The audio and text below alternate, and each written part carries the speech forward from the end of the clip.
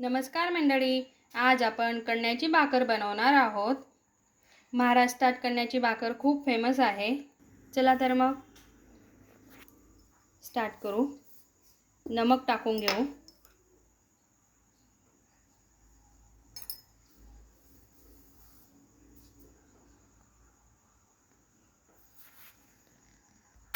गॅसवर तवा ठेवलेला आहे तापवायला।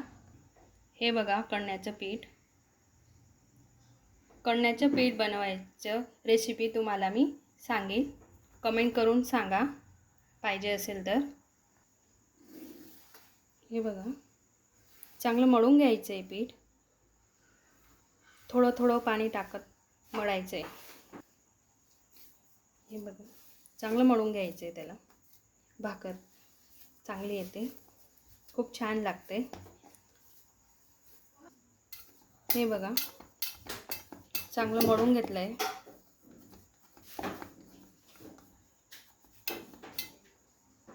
खाली पीठ टाकायचं।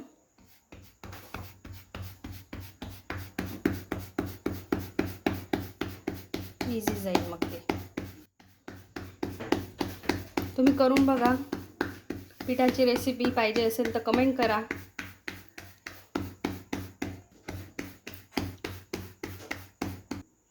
हे बघा आता तव्यावर टाकून घेऊ शिजवायला।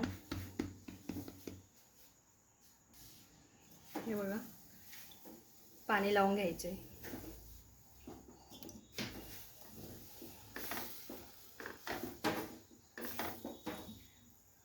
पूर्ण पाणी लावायचे, पूर्ण भाकरला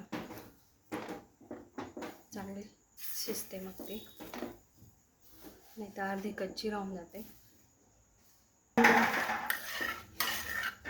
आता पलटी करून घ्यायची। हे बघा खायला खूप छान लागते। भरीत सोबत, ठेचा सोबत ही भाकर खायची असते। बघा आता परत पलटी करून घेऊ। हे बघा अशी पलटी करून घ्यायची। हे बघा छान अशी फुगलेली आहे।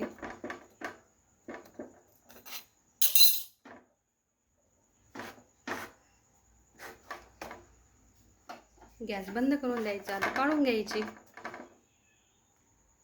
ही भाकर आपल्या महाराष्ट्रात बनवली जाते जास्त करून।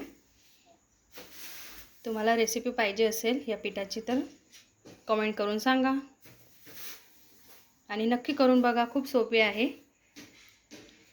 बाय।